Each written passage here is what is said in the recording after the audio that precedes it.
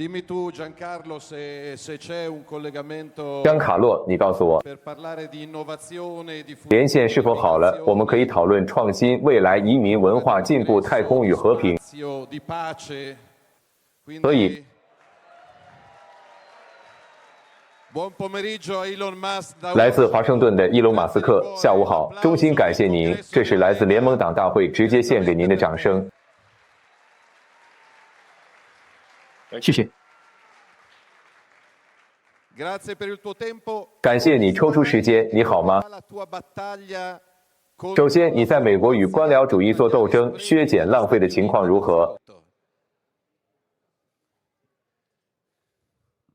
Yes. Well, 是的， it's very difficult to reduce the size 要缩减官僚机构的规模和政府开支是非常困难，这会遇到巨大的阻力。即使被我们削减的开支是完全没有道理的，仍然会遇到很多反对，而且， and 但我们在政府效率部方面非常透明，所以我们采取的任何行动 so any 都会发布在政府效率部网站上， on the Doge.gov website, and we post. 也会发布在我们的 X 账户上， So it's extreme transparency, 所以我们是极其透明的。 but nonetheless, 但尽管如此，我们还是受到各种各样的指责，但我们确实非常透明， we're only cutting 而且我们只削减那些最明显、最不合理的糟糕开支。 expenses that make no sense. 可即便如此，我们还是受到了疯狂的攻击。 Grazie. Un altro tema su cui la Lega si batte da sempre 谢谢伊隆。 è la difesa della libertà di parola, del free speech. 我们联盟党一直以来奋斗的另一个主题就是捍卫言论自由，无论是在议会还是在社交媒体上。那么，在您看来，作为美国和欧盟该领域的专业人士， Europea la sinistra invece vuole censura 为什么左派反而想要审查、压制言论、处以罚款，并阻止思想和言论自由呢？ Yes, I think 那是的， as a general rule, you can 我 tell 认为通常来说，你可以通过哪一方想要限制言论自由 wishes to restrict 来判断哪一方是好的一方，哪一方是坏的一方，那些限制言论自由的一方。 that would have been sort of the 你知道，就像世界上的希特勒、斯大林和墨索里尼，他们都有非常严格的审查制度， speech. That's how 对言论有非常严格的限制， the bad guys. And so 这就是他们是坏人的标志之一。所以，事实上，限制言论和大政府显然根本上就是法西斯主义。所以，讽刺的是， so ironically, 从推行审查制度来看， censorship it makes it 这非常清楚地表明， the left is the 左派是反对自由的一方。 side that is against freedom. 而言论自由只是我们作为一个文明社会本应拥有的众多自由中的一种，因为观点的胜利应取决于其论证的力量， Should win on the strength of their 而不应是因为其他观点被压制而胜利。 suppressed. Grazie. Immigrazione di massa, contrasto 谢谢。大规模移民、打击非法移民是美国总统川普的优先事项之一， ed è un tema su cui si battono 也是欧洲爱国者们正在为之奋斗的主题。正如你所谴责的那样， il rischio della fine della civiltà 由左派推动的大规模移民是否真的会导致西方文明和自由面临终结的风险？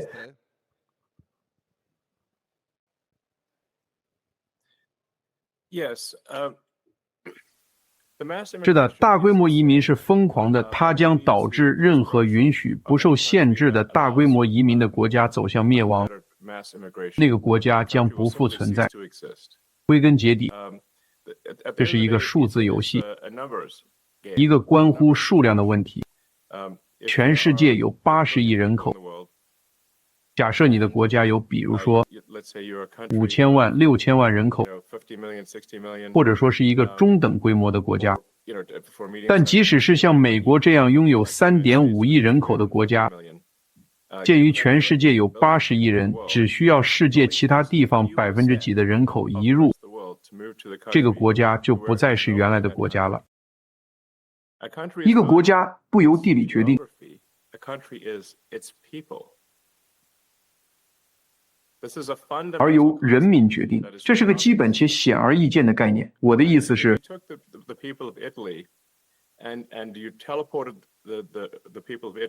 如果你把意大利人民传送到美国某个地方，那里依然是意大利。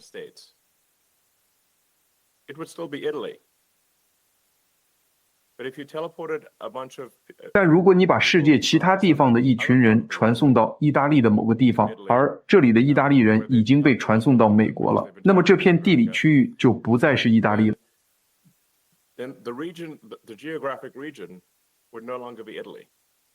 那里就会变成另一个国家，一个国家是由它的人民决定的，而不是它的地理位置。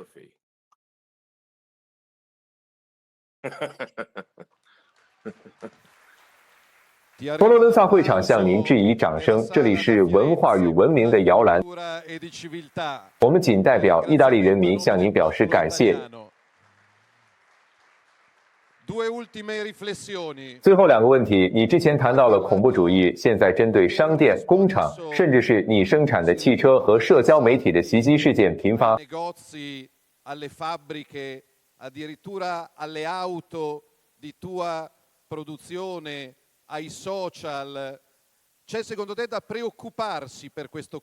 在你看来，这种由某些人出于意识形态原因煽动的恶意和暴力氛围，是否值得担忧？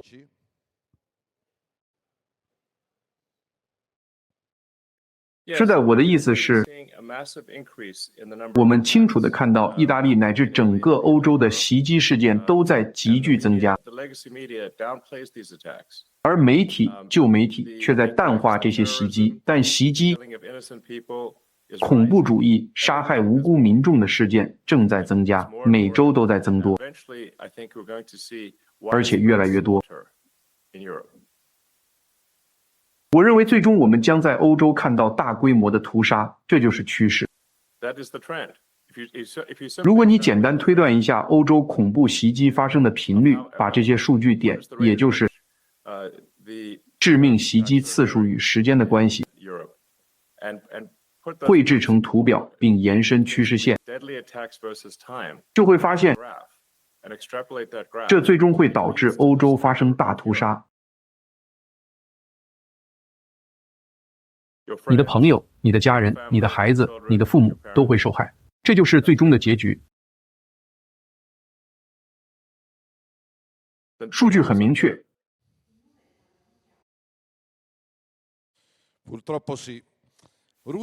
很不幸，是的，俄罗斯和乌克兰在经历了3年的死亡和战争之后，美国新一届政府正在努力让泽连斯基和普京回到谈判桌前。你真的认为和平的时刻已经到来了吗？而与此同时，在布鲁塞尔却有人在谈论武器和军队。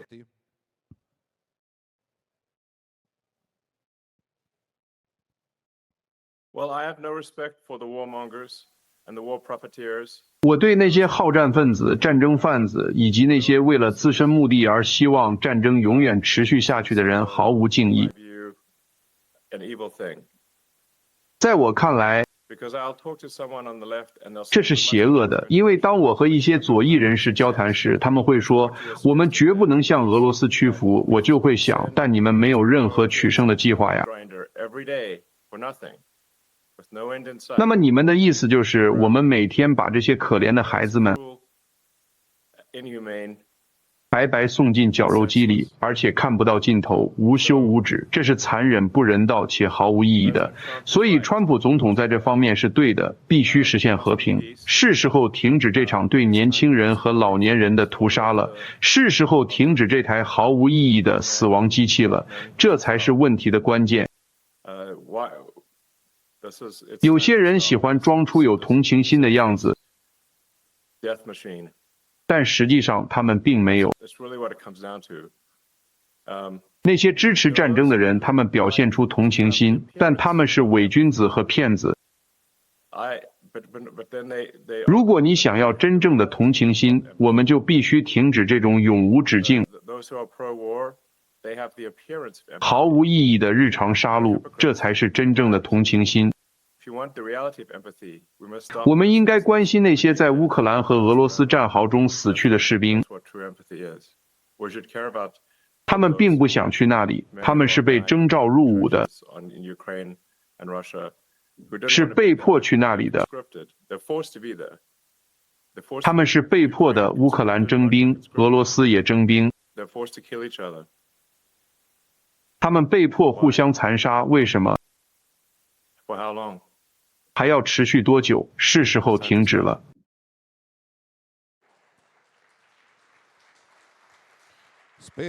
我希望你在华盛顿能听到来自会场的掌声，因为我们有完全相同的想法。这是最后一个问题，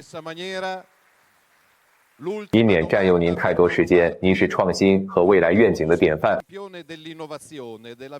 创立了太空探索技术公司 SpaceX、Neuralink、星链、特斯拉、伊隆。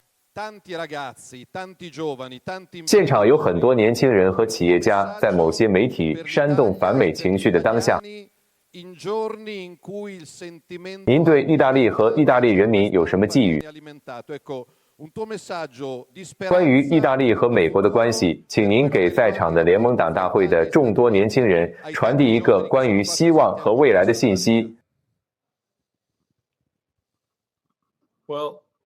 I hope that the United States and Europe can establish a very close partnership. We obviously are. 我希望美国和欧洲能建立非常紧密的伙伴关系。我们显然已经是盟友，但我希望美国和欧洲的关系能非常紧密，比如在关税问题上。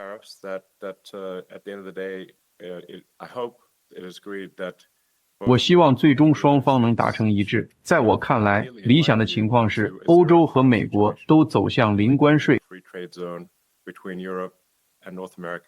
从而有效地在欧洲和北美之间建立一个自由贸易区，这就是我所希望的。And also more freedom of people to move between Europe and North America, if they wish. If they wish to work in Europe or wish to work in America, they should be allowed to do so, in my view.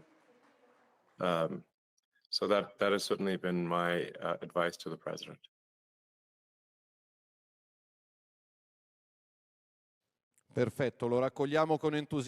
我们对此充满期待。最后一个问题，出于个人好奇，这些年来您是否曾想过放弃？比如对自己说：“我做不到了，我退出吧，或者太难了。”无论是企业家还是政治家，在困难时期都可能有这种想法。您是否曾有过这种冲动，想抛开一切，对您建立的事业说：“你们继续吧，我要过自己的生活了。”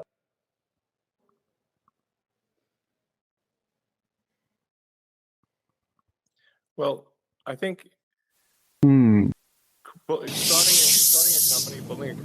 我认为创办公司、发展公司就像是吃玻璃，同时凝视着深渊。这个过程非常痛苦和艰难。如果你需要鼓励才去创业，那我建议你不要创业。